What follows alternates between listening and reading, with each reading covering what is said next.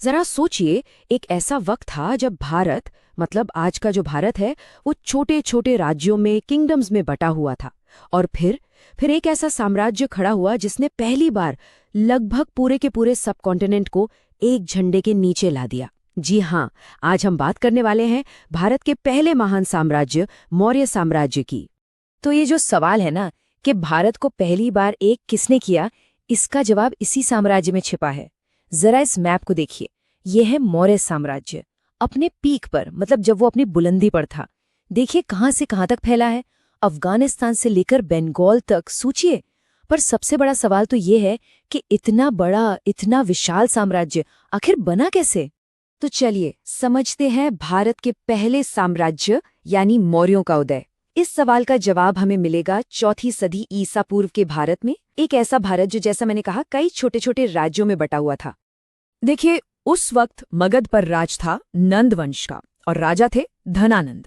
लेकिन सीन में एंट्री होती है एक नौजवान की, चंद्रगुप्त मौर्य। और उनके साथ थे उनके गुरु, उनके मेंटर चाणक्य। चाणक्य जिन्हें हम कौटिल्य के नाम से भी जानते हैं। इन दोनों ने मिलकर नंदों की इस पावरफुल सत्ता को उखाड़ फेंकने का प्लान बनाया। आप सोचिए, एक तरफ चाणक्य की कमाल की स्ट्रैटेजी और दूसरी तरफ चंद्रगुप्त का साहस। इन दोनों ने मिलकर सचमुच इतिहास का रुख ही बदल दिया। तो मोटे तौर पर देखें तो ये साम्राज्य लगभग 137 साल तक चला। इसकी शुरुआत हुई 322 ईसा पूर्व में, जब चंद्रगुप्त ने इसकी नींव रखी। फिर करीब 297 ईसा पूर्व में आए बिंदुसार, जिन्होंने इसे आगे बढ़ाया। 268 ईसा पूर्व में अशोक ने कमान संभाली और साम्राज्य को उसकी बुलंदियों तक पहुंचाया। और फिर 185 ईसा पूर्व में इस महान साम्राज्य का अंत हो गया। अब बात करते हैं उन 3 महान सम्राटों की।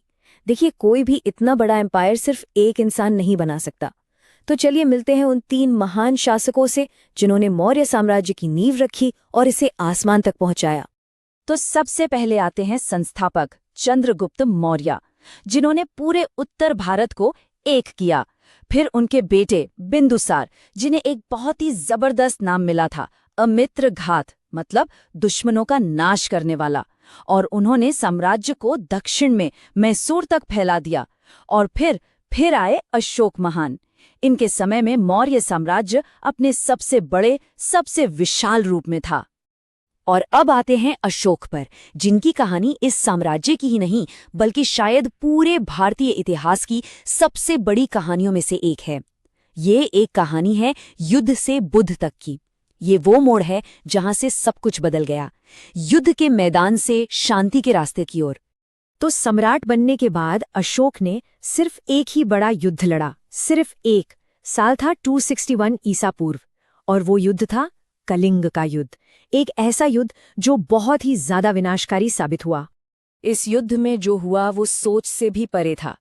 करीब 1 लाख लोग मारे गए और 1.5 लाख लोगों को बंदी बना लिया गया। ये जो खून खराबा था, ये जो विनाश था, इसने अशोक को अंदर तक, मतलब पूरी तरह से हिलाकर रख दिया। और इसी पछतावे ने अशोक को हमेशा हमेशा के लिए बदल दिया। उन्होंने अपनी तलवार छोड़ दी और एक नई नीति अपनाई जिसे कहा गया धम्म। धम्म यानी एक नैतिक, एक सही रास्ते पर चलने वाला शासन। अब मौर्य साम्राज्य में युद्ध के नगाड़े, भेरी घोष की जगह धम्म घोष यानी धर्म और शांति का संदेश गूंजने वाला था। तो अब समझते हैं शासन का अर्थशास्त्र। देखिए, एक बात तो साफ है, इतना बड़ा साम्राज्य सिर्फ तलवार के दम पर तो चल नहीं सकता था। इसकी असली ताकत थी इसका एडमिनिस्ट्रेशन, इसकी कुशल प्रशासनिक व्यवस्था। और इसकी नींव किसने रखी? जी हाँ, चाणक्य ने। चाणक्य का लिखा हुआ अर्थशास्त्र जो है ना, वो सिर्फ एक किताब नहीं है। वो तो जैसे शासन चलाने का एक पूरा का पूरा मैनुअल है। इसी किताब ने मौर्य प्रशासन का पूरा ब्लूप्रिंट तैयार किया। मतलब एक बहुत ही ऑर्गेनाइज्ड, एक बहुत ही एफिशिएंट ब्यूरोक्रेसी या कहे नौकरशाही की व्यवस्था की। और इसी अर्थशास्त्र में एक कमाल का कॉन्सेप्ट है सप्तांग सिद्धांत। सप्तांग मतलब 7 अंग। ये थ्योरी कहती है कि जो राज्य है वो एक जिंदा शरीर की तरह है, और जैसे हमारे शरीर के अंग होते हैं ना, वैसे ही राज्य के भी 7 जरूरी अंग हैं। कौन कौन से? राजा, मंत्री, आपका इलाका, किला, खजाना, सेना और आपके दोस्त यानी सहयोगी। और इन सब के सेंटर में कौन है? राजा, जिसे स्वामी कहा गया। वो इस शरीर का दिमाग है। और इस पूरे एडमिनिस्ट्रेशन को चलाने के लिए अलग अलग अधिकारी थे, जैसे कि एक समाहर्ता होता था जिसका काम था टैक्स वगैरह का सारा हिसाब किताब रखना। फिर एक संनिधाता था जो समझ लीजिए सरकारी खजाने का इंचार्ज था। और इनके अलावा हर डिपार्टमेंट का अपना एक अध्यक्ष होता था। मतलब एक बहुत ही वेल ऑर्गेनाइज्ड, एक व्यवस्थित सिस्टम था पूरा।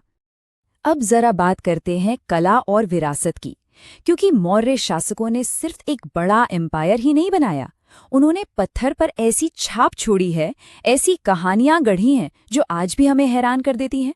तो चलिए देखते हैं क्या थी उनकी कला और क्या है उनकी विरासत। इस दौर में हमें 3 तरह का आर्किटेक्चर खास तौर पे देखने को मिलता है। पहला तो है अशोक के विशाल पिलर्स, मतलब एक ही पत्थर से बने और उन पर जो पॉलिश है वो आज भी चमकती है। दूसरा स्तूप, ये गुंबद जैसे स्ट्रक्चर होते थे जिनमें बौद्ध अवशेष रखे जाते थे। सबसे फेमस एग्जाम्पल है सांची का मोहान स्तूप। और तीसरा रॉक कट केव्स, मतलब पूरी की पूरी चट्टानों को काटकर बनाई गई गुफाएं, जैसे बराबर की गुफाएं जो बौद्ध भिक्षुओं के रहने के लिए होती थी। और जानते हैं सबसे कमाल की बात क्या है? सारनाथ में जो अशोक स्तंभ मिला है उसके ऊपर जो 4 शेरों वाला हिस्सा है, वही तो आज हमारे देश का राष्ट्रीय प्रतीक है, हमारा नेशनल एम्ब्लम। तो सोचिए, मौर्यों की विरासत आज भी इसी पल हमारे साथ है। और अब आते हैं कहानी के आखिरी हिस्से पर, साम्राज्य का पतन। क्योंकि इतिहास का एक सीधा सा नियम है, जो चीज उठती है वो एक दिन गिरती भी है। और अशोक के बाद ये महान साम्राज्य भी धीरे धीरे बिखरने लगा। तो सवाल ये है कि आखिर हुआ क्या? देखिए, इसकी कोई एक वजह नहीं थी, बल्कि कई चीजें एक साथ हो रही थीं। सबसे पहली बात, अशोक के बाद जो भी राजा आए वो उतने काबिल नहीं थे कि इतने बड़े एम्पायर को संभाल पाते। दूसरा, इतनी बड़ी सेना और इतने सारे अधिकारियों का खर्चा बहुत ज्यादा था, जिससे खजाना खाली होने लगा। तीसरा कारण, अशोक की कुछ नीतियां जैसे पशु बलि पर रोक लगाना, इससे कुछ लोग, खासकर ब्राह्मण वर्ग, नाराज हो गया।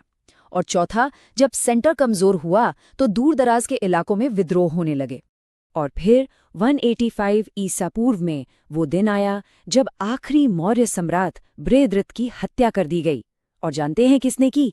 उसी के अपने commander in chief Pushyamitra Shunga ने। और बस इसी के साथ मौर्य वंश का अंत हो गया। तो मौर्य साम्राज्य की ये पूरी कहानी हमें एक बहुत बड़े सवाल के साथ छोड़ जाती है। एक ऐसा साम्राज्य जो अहिंसा के रास्ते पर चला, क्या वही रास्ता उसके पतन का कारण भी बना? मतलब क्या अशोक की अहिंसा की नीति, जिसने साम्राज्य को एक नैतिक बुलंदी दी, क्या उसी ने अनजाने में उसकी सैन्य ताकत को कमजोर कर दिया? ये एक ऐसा सवाल है जिस पर सोचने की जरूरत है।